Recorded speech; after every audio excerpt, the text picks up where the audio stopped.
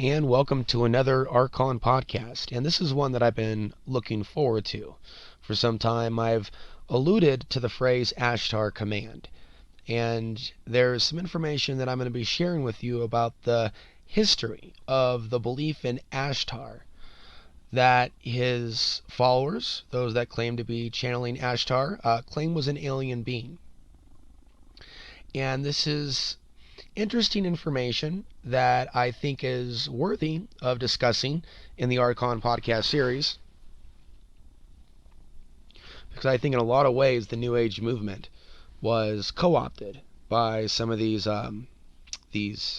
forms of intelligence that are not in truth the most benevolent. I think that, well, for many people, what becomes clear years after the 1980s, years after the 1990s, what becomes clear are all the predictions that did not happen and how far out they were. And I'm going to provide some information, the basic facts, so you get kind of an idea on what it is that I'm discussing. We can go back to 1952, when a particular individual, a UFO contactee, George von Tassel, was the first to have claimed to have received a message from Ashtar. That was in 1952. The Ashtar movement grew from that point on, but Van Tassel was an instrumental part of that history. And he moved a giant rock in the Mojave Desert, where he established a large UFO center, and it became the most successful and well-known UFO meeting of the time. And so he developed basically a huge cult around him, and he claimed to have received messages via telepathic communication from an ET named Ashtar. And this source became the first metaphysical superstar of the Flying Age. And I am, by the way, reading a basic overview on Van Tassel, which can be substantiated by looking at other things regarding this particular individual. Very influential in some of the early days of the New Age movement.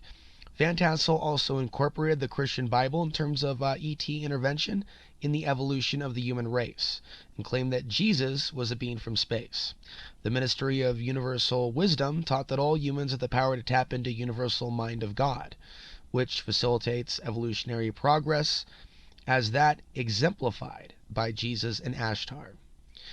Van Tassel also claimed that by accessing the universal mind, that he could receive messages not by only Ashtar, but from humans who had died, such as Nikola Tesla. From Tesla, he claimed to have received instructions to build the integration or integratron machine, which could extend lifespan and access knowledge from past and future. So although this came from what is commonly referred to as channeling, Van Tassel claimed to have established a new form of telepathic communication with these sources, utilizing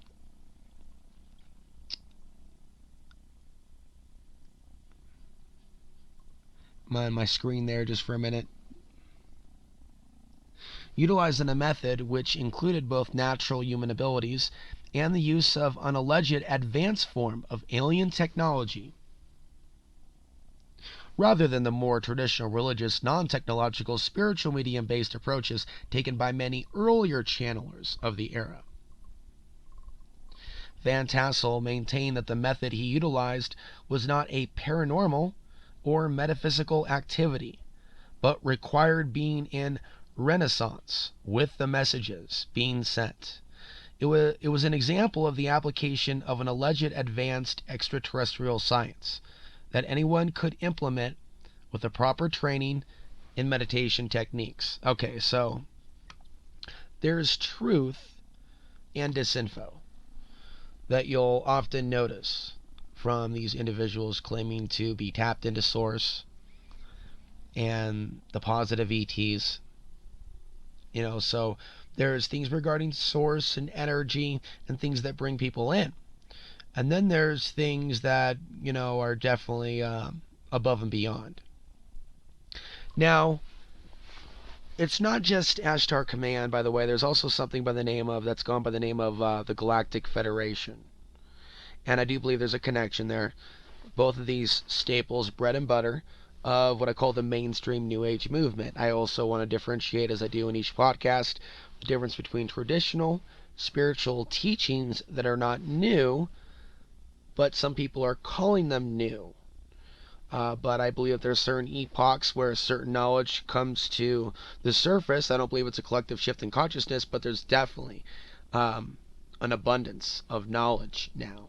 Now, whether or not people choose to use it or not, that's something else. But there's definitely an abundance of knowledge and information.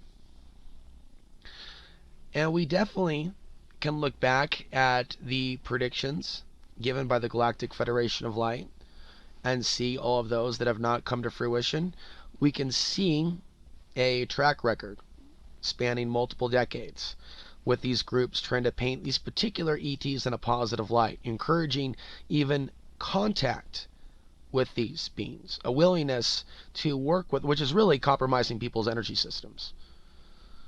Okay, when you start convincing them that these are benevolent beings, to call out to them and serenade to them, like something out of Katy Perry's E.T. So I want to say that this was going on way back in the day. We're looking at the 1950s, and I'm going to go back to reading more about Van Tassel. I just want to point out that we saw waves of alleged abductions of human beings in the late 1970s and 1980s, and I think this is also something that is cyclical, as some people have noted about the cattle mutilations.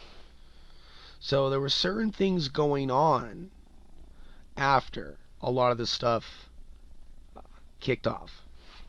So there's references to giant rock space conventions. Van Tassel held weekly channeling sessions at Giant Rock in which people could ask questions and channel answers from extraterrestrials. Okay, and it led to a convention in '53, continuing for another 24 years. Thousands of people attending, thousands of people claiming to have heard and channeled messages, sharing that information.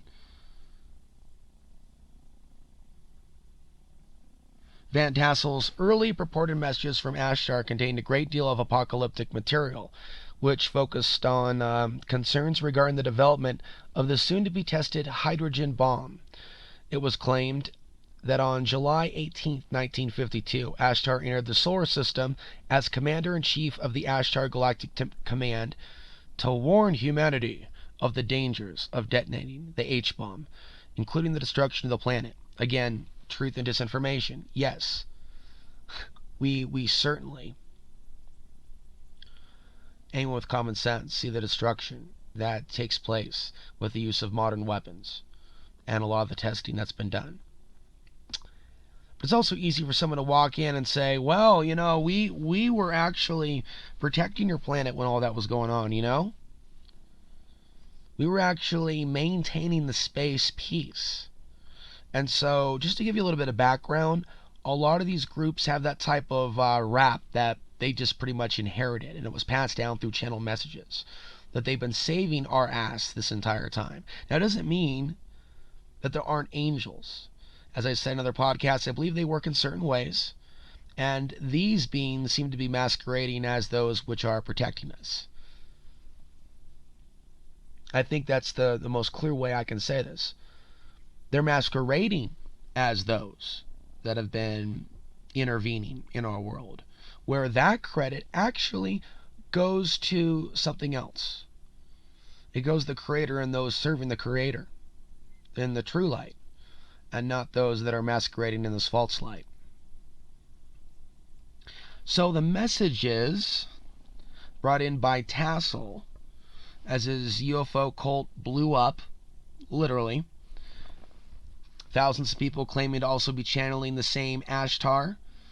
These things really increased later on as history went on. The messages say the Space Command was determined that humans would not destroy the Earth through the wrong use of nuclear power, and that the commander was helping the human race. Van Tassel also claimed that Ashtar had provided specific messages that he was expected to pass on to the U.S. federal government regarding the potential negative impacts of the proposed upcoming bomb tests. And after the actual explosion of the H-bomb by U.S. and Russian governments, the channeling then claimed that the Space Forces had assisted the planet to survive the tests. And goes on to talk about some other things. Van Tassel, promoted by UFO magazine in the 1950s, the editor being a member of Tassel's group. The messages becoming more popular.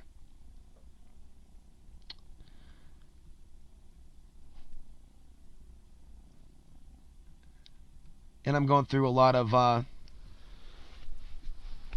different pieces. Now, in the late 1977 period, or in 1977, the Southern television broadcast,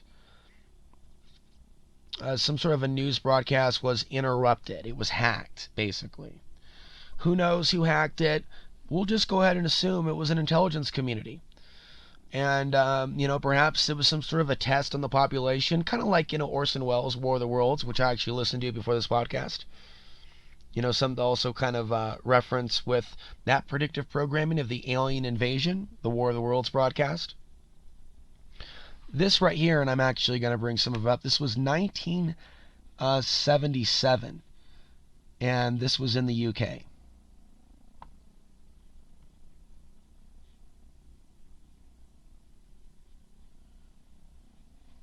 We'll be bringing up the file here shortly.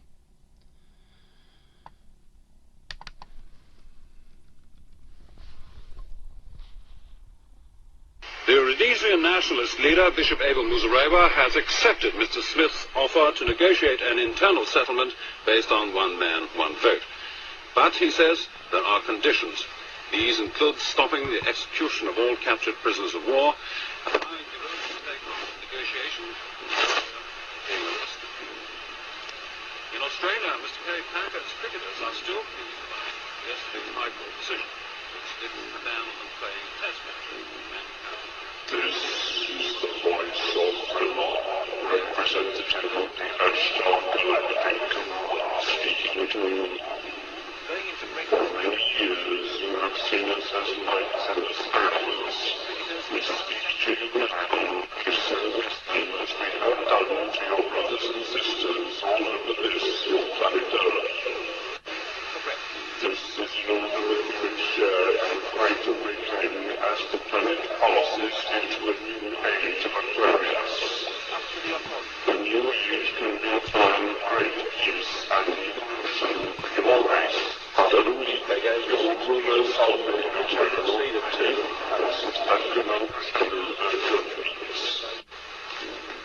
All your weapons of evil must be removed. The time for conflict is now past, and the race of which you are a part may proceed to the higher stages of its evolution, if you show yourselves worthy to do this. Small groups all over the planet are learning this, and exist to pass on the light of the dawning new age to you all. You are free to accept the predictive teachings because we never soon learn to make Many go as wide as this. Then they run out. Here now, the voice of Brillon, representative of the Ashtar Galactic Command, speaking to you. Be aware also that there are many false prophets and guides at present operating on your path. They will suck your energy from you, the energy you call money, and will put it to evil hands, giving you worthless dross in return. But can a divine self protect you from this? You must learn to be sensitive to the voice within, and maintain what is true.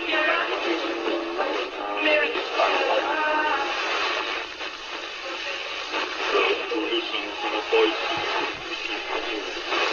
It's such a Read yourself. This is our message.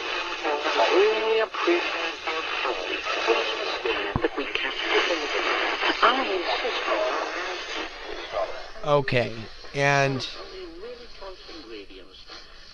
that was 1977.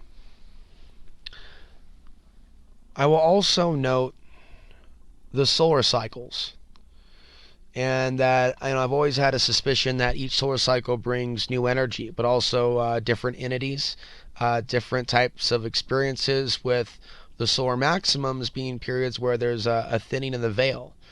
And so while those can also be periods where people can, in some cases break free and connect with source, others can be easily misled to direct their spiritual attention, energy towards, something as simple as give the United Nations energy. And I have a little bit of experience with some of this. In 2003, out of curiosity, I went to, there were weekly meetings in some office building, right off 20th and Burnside in Portland, Oregon. They were called the Aquarian Foundation. And, at that point, 2003, I was doing a lot of investigating all over the place. And things really started solidifying for me in 2004 when I found more of my direction. But in 2003, as well as 2002, I also remember going on a meditation retreat, Vipassana, for 10 days in April. That was a period of a lot of seeking. Some bumpy years, but there's also a lot of seeking.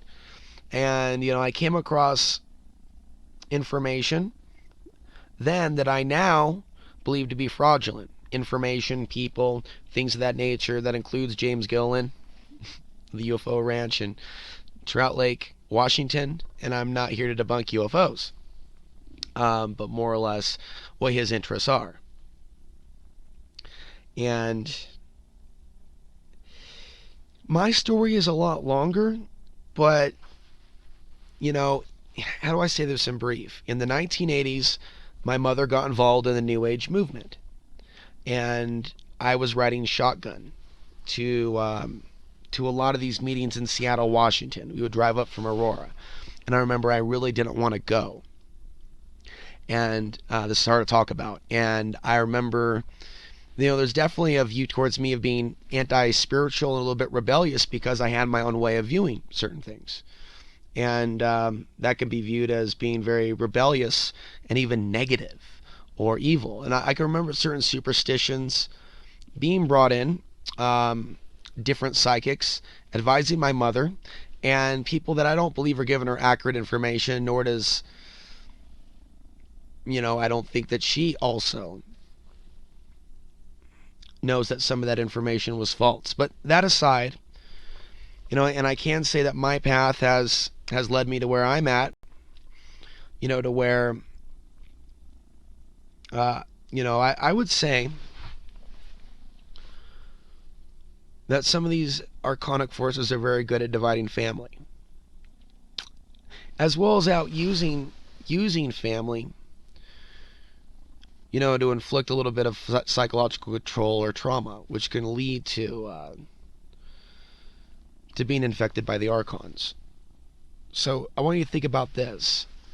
The possibility that some of these gatherings, for one thing, I think back to the 1980s and some of these circles, like, what they're describing here with Van Tassel, I recall stuff like that in Washington.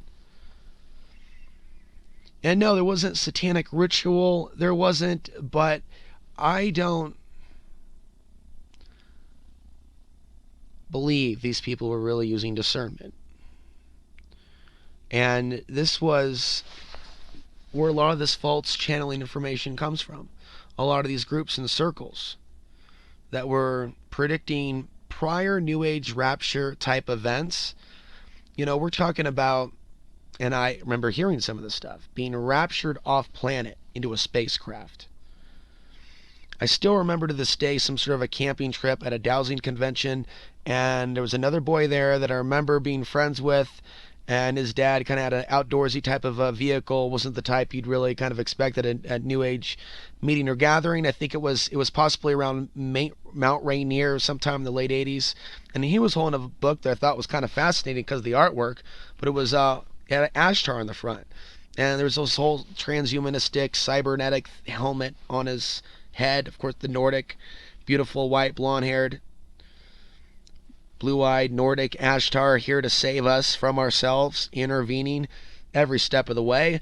What a superhero. And, going back to the Aquarian Foundation, they were directing their prayers towards protecting the United Nations in one particular ritual. And while that wasn't connected to Ashtar, that I know of, and then it may have been, I didn't stick around long enough to find out, their deity that they looked up to, a man whose tapes, who was not alive at the time that I was at that meeting, but apparently there was a whole chain of these, like a virus that went across the planet. And there was a guy named Kumara. And Kumara was a guy in the 1970s that was in Seattle, Washington. And while I wasn't there, nor my mother, this person was purporting to manifest crystals out of his mouth.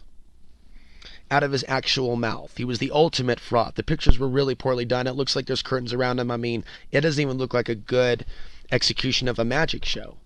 But apparently there was a whole cult that spawned from Kumara and his alleged channeled messages. And there was heavy emphasis on giving the United Nations energy. So our thoughts have power. We do create our reality. I thought it was really interesting, though, to see a type of ritual in that way, to where we're going to redirect our energy and protect an aspect of the system. And, at least want to think about how coordinated misuse of that collective manifestation, can really have some serious consequences, but it's very possible that it's taking place. And I think these are really good, clear-cut examples. So Van Tassel, let's talk a little bit more about him. Rather, I was actually going to shift gears. I'm going to say real briefly, there's a report here, alien cult introducing the wacky space religion that has stopped nuclear war. Thousands of spaceships commanded by ETs have disabled nukes and stopped deadly natural disasters on Earth, according to a crackpot intergalactic religion. So yeah, the Daily Star kind of uses it as a joke. Is some of what they're saying, are some of the people out there actually believing stuff like this in large numbers? And the answer is yes. And there's some video that they link to. I'm not going to play it, but it says V is for Vrillion.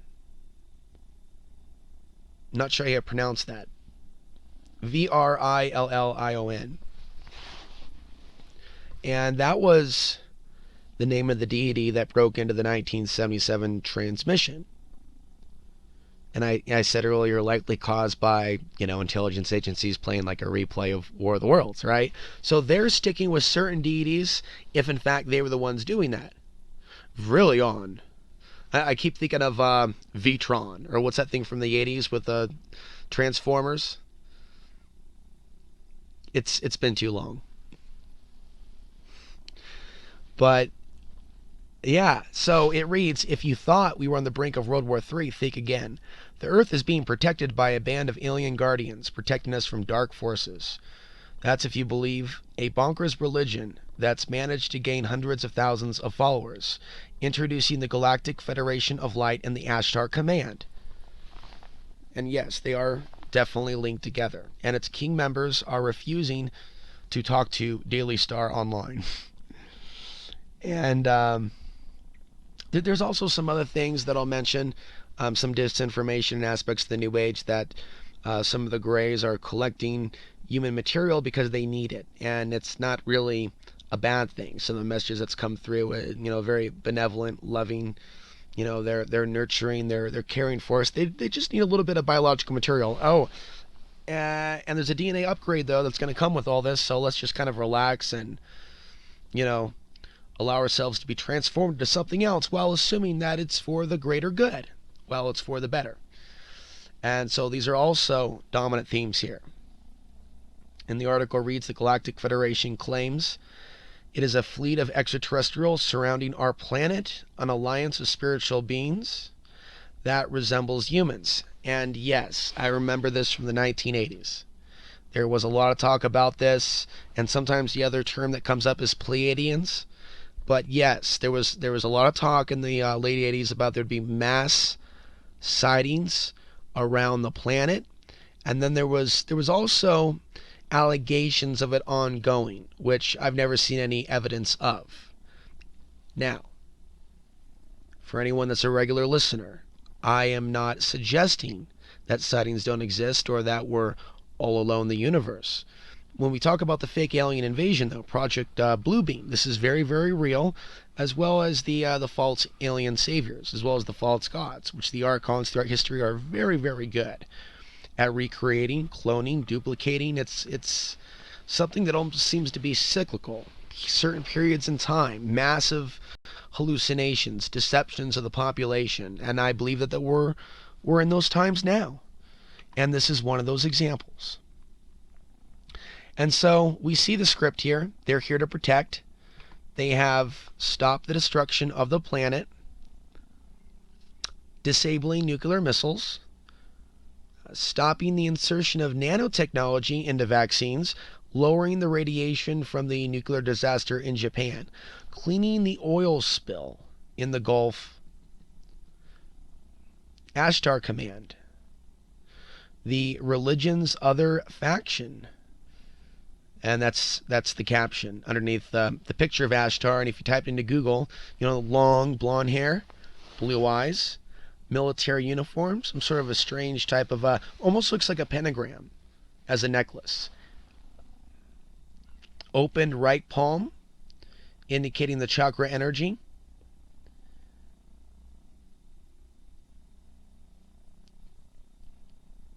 DNA strands behind Ashtar, intertwined with images of distant blue planets.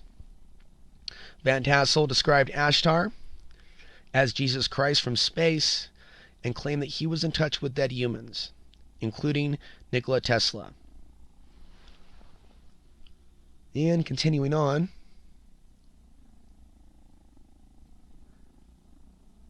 the ascension of humans into space to join the ETs, angels and light beings, among its space fleet of millions of starships. That is the goal.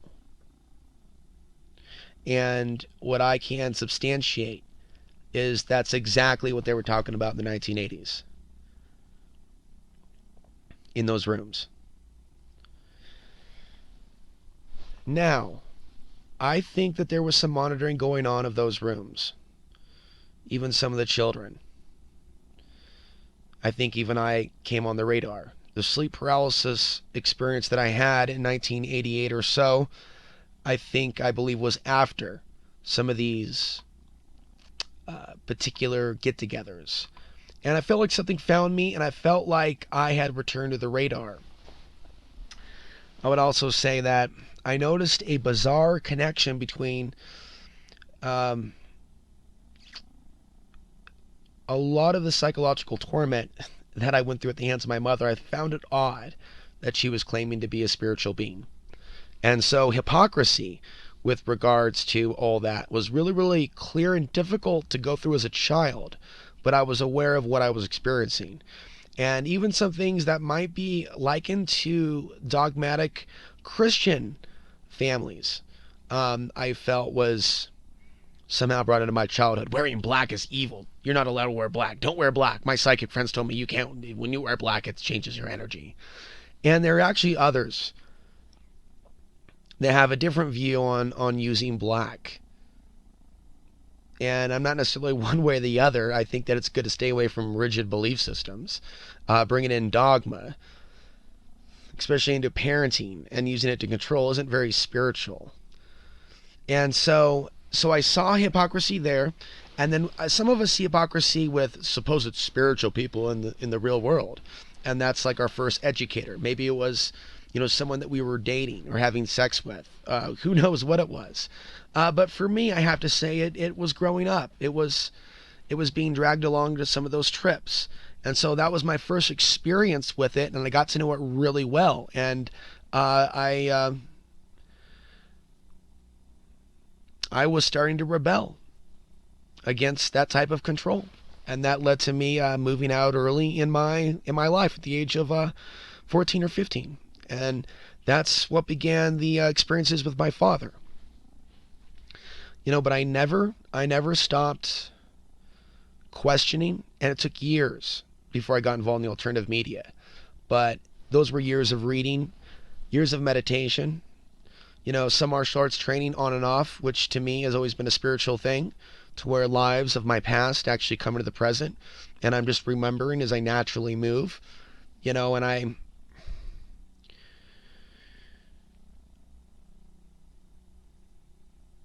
could talk a lot about how a lot of the events that are taking place right now seem very familiar. But instead, I'm going to reroute and go back to sharing more aspects of what I experienced in the 1980s, and then go back to some more information.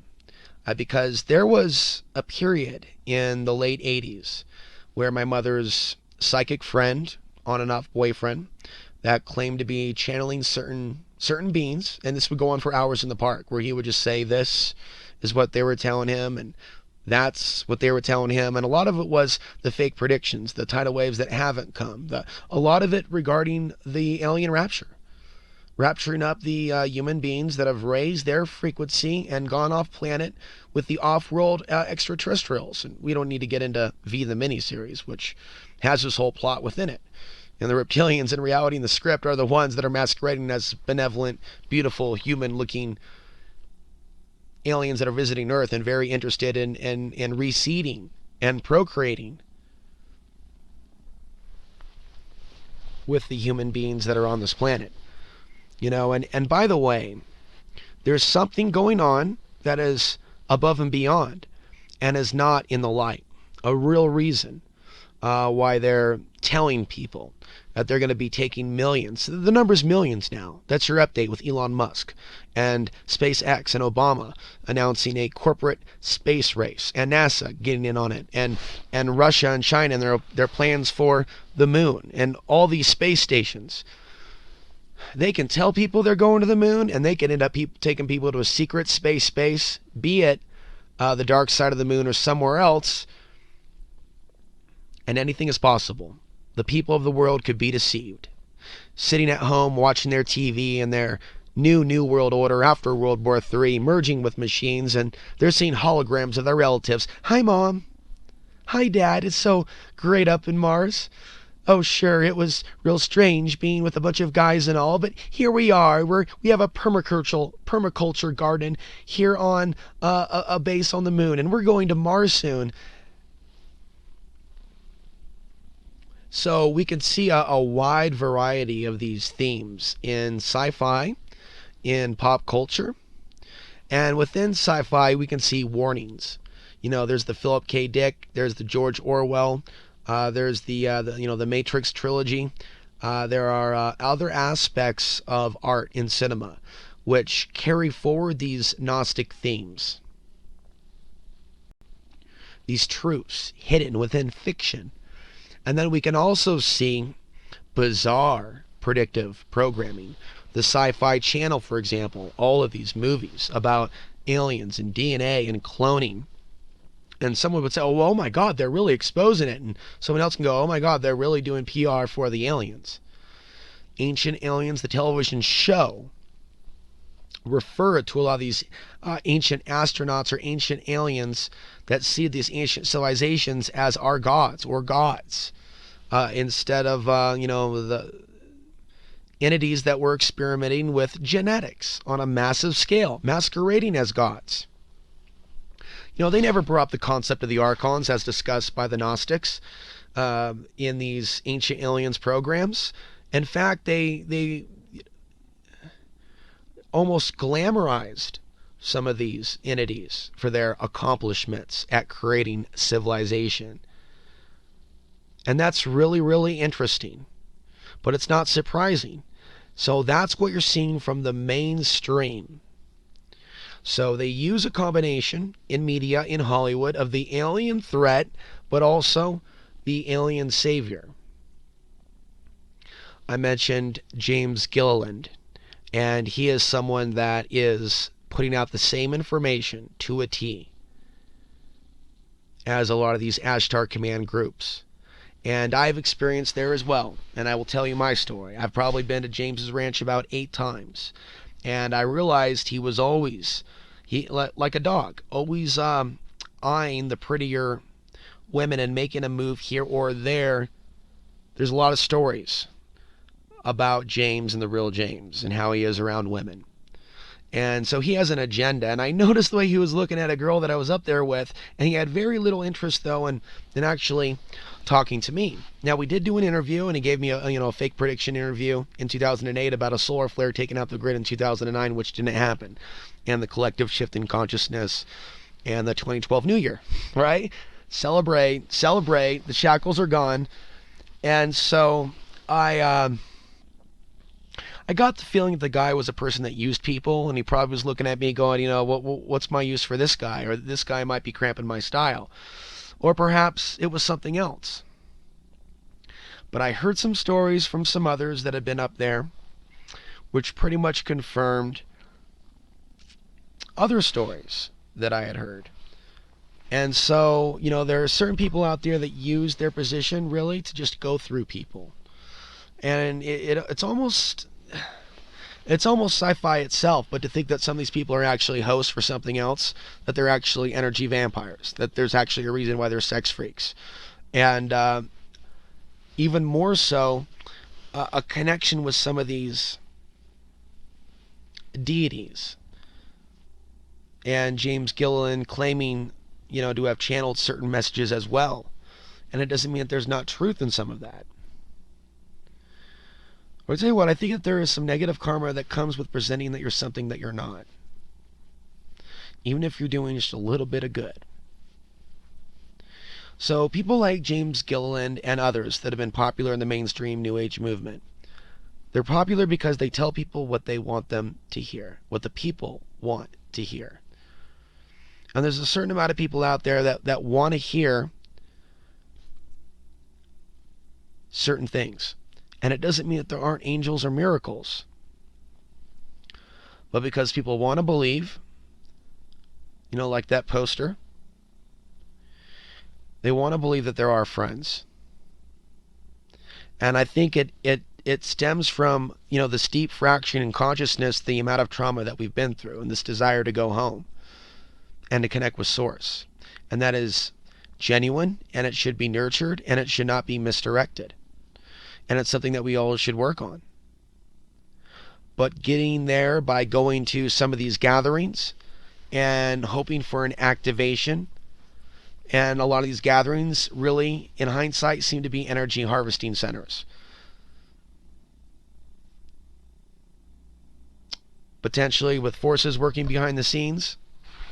Again, archons masquerading as benevolent Pleiadian beings or the Galactic Federation of Light, Ashtar, or other groups. In reality, scanning. Some people, Michelle Welling, the article I read, she says the phrase looking glass technology. Okay, scanning. The adults scanning their children. Looking at past lives. Things that their soul did in the past. Certain things are going to be there. They're going to be there. And there's going to be certain interests in getting certain people off the path and reclaiming their own power. And using the power that they do have, which is powerful. It's why they're there. It's why they were drawn there. But directing their path to serving their agenda. So like a massive recruitment, if you will, massive mind control, to recruit people to repeat this alien disinformation.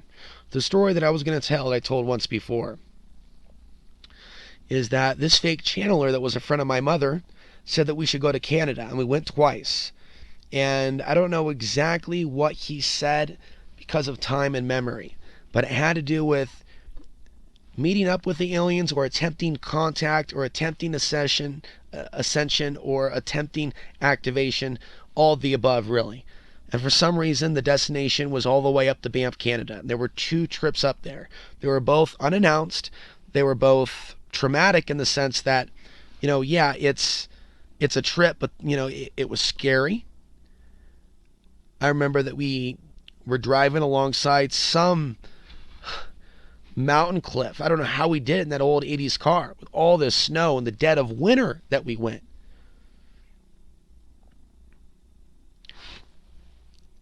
And it wasn't my choice to go. Now I have a scar, and I don't know.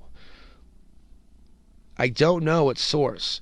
But I remember since I was a child, and it's around my rib area on my left side, upper rib, I always wondered where the scar came from, where the incision mark came from. And of all the periods, times in my life where something could have happened, it would have been from like a camp out at one of those New Age meetings. I was also at the Ascension Convention of 1987. And I do think that we've gone through energy shifts. I just believe that the truth about what's really going on has been hijacked to take people away from the greater awareness of what's really going on. And that includes the disinformation that reptilians have been moved off planet. And I noticed how that meme was building in the last few years from these Archonic beings masquerading as Ashtar and Galactic Federation of Light. Okay? They're making up for the fact they've given false predictions about these cataclysms, and they're saying that the reptilians have been moved off planet. But wrapping up the story, things were really strange after that period of 1990. I feel like things got worse with my mother. I felt like she was angrier than ever, and this follows all of those meetings and gatherings. Therefore, I don't really see how healing it was. It seems that it actually brought a lot of turmoil to her. And thus it brought a lot of turmoil to me. And that's never been repaired. Now when I look at other websites about Ashtar Command, something else comes up that I'm going to share. This is a website that's promoting Ashtar Command. And so what I'm going to do now is I'm going to read a few words from this website, and then I'll comment. The Ashtar Command is the airborne division of the Great Brother Sisterhood of Light under the administration direction of Commander Ashtar and the spiritual guidance of Lord Sananda. Our Commander-in-Chief, known to Earth as Jesus the Christ, not Jesus Christ, but Jesus the Christ, composed of millions of starships and personnel from many civilizations. We are here to assist Earth and humanity through the current cycle of planetary cleansing and polar realignment. There they go again with that mix of truth and fiction. Do we need the Ashtar Command to tell us about a shift in the poles? Could it be possible that these imposters are using available scientific data about the obvious to act like they have some advanced knowledge? We serve like midwives in the birthing of humanity, from dense physical to physical etherical bodies of light, capable of ascending into the fifth dimension along with the earth. And then I see a lot of this we're just gonna jump dimensions, and it's any time now. And then the dates that we're, and then the heartbeat of the earth is speeding up. And I'm not saying it's not. I'm saying people are quoting the same article that was coming out before the 2000s. So if it was at really 13 point something, then wouldn't there be some news about it by now? Or wouldn't it be at like 30 or 40 or 50? Instead, there's just nothing.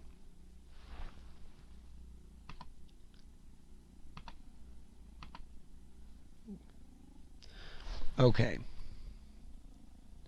So continuing on, the Ashtar Command is a etherical group of ETs, angels, and light beings, and millions of starships working as coordinators of the activities of the space fleet over Western Hemisphere. Okay, reading off the ashtar.galactic2.net, the alien propaganda. We're on their website now. I'm sure Sauron's watching me. Well, he can have the finger, because you need to know what's going down. Okay, good to know. Okay, so Ashtar, they have millions of starships over the Western Hemisphere. Okay, under the spiritual guidance of Sananda, the most radiant one. I mean, he's the most radiant one. He's the dude of the dudes. I mean, he's the dude, man. The ascended master who walked the earth incarnated as Jesus the Christ, Ashtar, the commander. Okay, so they're saying Ashtar is Jesus. They're blending this. Commander, Cobra Kai of the Galactic Fleet and representative in a hierarchy of the Universal Council of the Confederation of Planets. Don't forget to love the United Nations. Is currently engaged in Earth's ascension process. There are 144,000 light workers called Eagles connected to the command, and that is the minimum of souls required for the ascension process. So this is where the ego trip comes in. Hey man, what's up? Are you one of the 144,000? Actually, I don't think anybody would speak in a voice like that. Hey man, what's up, man? You're one of the 144,000. We are down with the Ashtar. And that's where the narcissistic tendencies come in with people believing they're the one. And I've actually seen some writing about this under the part of the Archon hijack. No, a lot of us have been called. That's why a lot of us are here. And we need to work together to truly ascend beyond this matrix. But we're not going to ascend out of the body and take a shortcut. When we pass, we pass. Okay? So they've kind of switched things up. Spiritual evolution is what we're seeking. Gnosis, spiritual insight. We truly want to understand how the Archons are impacting our world and consciousness and leading us astray. This is not being negative. This is something we were warned about thousands of years ago. And it's obviously happening in the physical and spiritual planes right now. This mind hijack and people having false visions. Sourced from intelligence agencies, some believe, but I also believe sourced from other things taking place. These spiritual parasites that we're discussing. Okay, so they have confused things from look at yourself and become a better person and escape this matrix. And instead, like Dorothy and the Wizard of Oz, just click your heels together 3 times and say, you're ready to be taken off planet. Basically. To be blunt, to go off planet and take a shortcut. By saying the right words, by connecting with the right deities, by believing that you're resonating, you believe. I want to believe. I trust. Yet more like you open up your guard. You lower your shields. You become one with that parasite and allow it in the door. And I don't mean you, but I mean this is what I think actually happened to a lot of people in a lot of these groups. So we're talking about millions of people infected. And those millions of people that came on the Archon radar through a lot of these gatherings, how many of them were later targeted because of their gifts and talents? Or were used for some other purpose? You know, these things I don't have the answers to.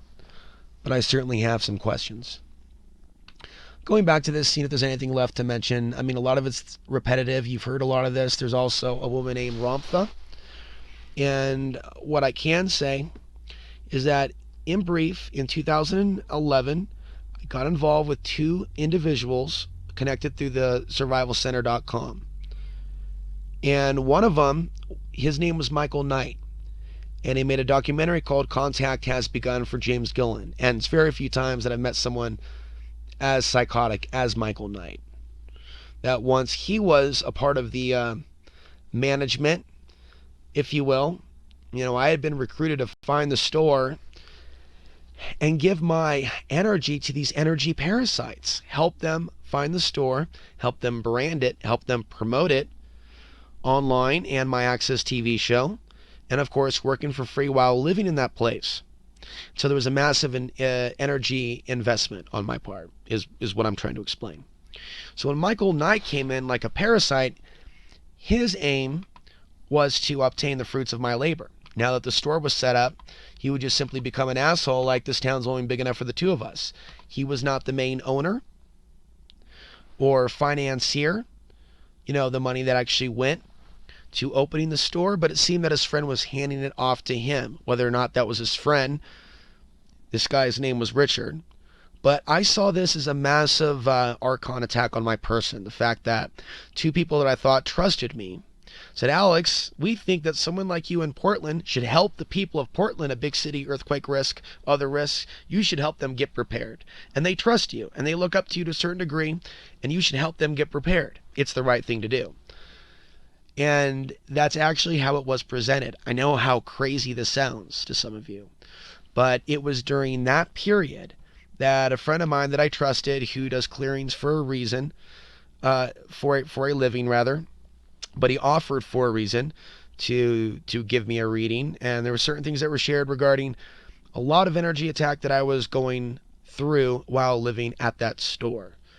What he was describing was motherships, that whatever I had done obviously was significant enough to attract that level of energy interference, constant energy interference. This is around the same time that I was starting to see that some of the women that I were dating, they were having dream hijacks or invasions, and there seemed to be more sabotage in my personal life. And it had to do with some of the things that I was talking about, and some of the people probably that I've interviewed over the years, and some of the topics that I think might be more sensitive to these actual beings.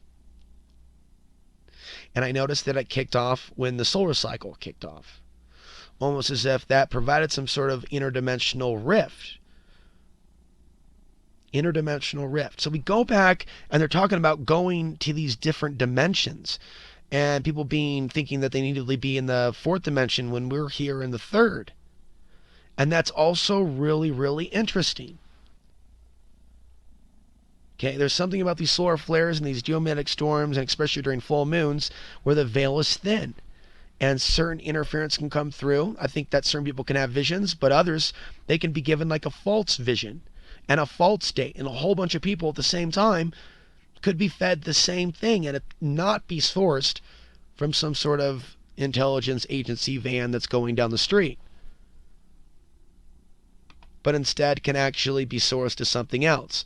But imagine what they have now in the digital spectrum. And we look at the explosion in alien predictive programming, not just on the Sci-Fi Channel, but in Hollywood. End times events, disasters, constant psychological preparation for disasters. So there's other things that you're going to see when you look into this. Another reference is the Great White Brotherhood. And I can go on with that one, but I'm going to pass. So this is actually something, as we close here, that has been taking place in our nation for some time. There's obviously a little bit of history there. And we can see the booms in the interests in this particular entity known as Ashtar. And despite the fake predictions that have come from the so-called Galactic Federation of the false light, and Ashtar, which some believe also has a name that sounds similar to that of a demon. There's also other entities, that I perhaps won't mention, that go back to Babylon, that sound more than a little bit like Ashtar. So it comes in different eons, different cycles, different names, but there seems to be a constant similarity, or a method of the madness. Today there are friends of yours that perhaps are caught up in a lot of this, and while they may not be using Ashtar, the Galactic Federation of Light, or the Great White Brotherhood may be coming up, it could also be that same information that's coming up over and over and over again, that alien disinformation that doesn't have Ashtar's name stamped on it. It's someone else claiming that they've just gotten this download, and that I've actually, there's a female down in Ashland, Oregon. I don't know what energy some of them are working with down there, but she said that she sat on the Council of 9 Archons and was well aware of what was going on. And I think we'll leave it at that. This has been another Archon podcast, and we have shined the light on the Ashtar Command. I'm Alex Ansary signing off.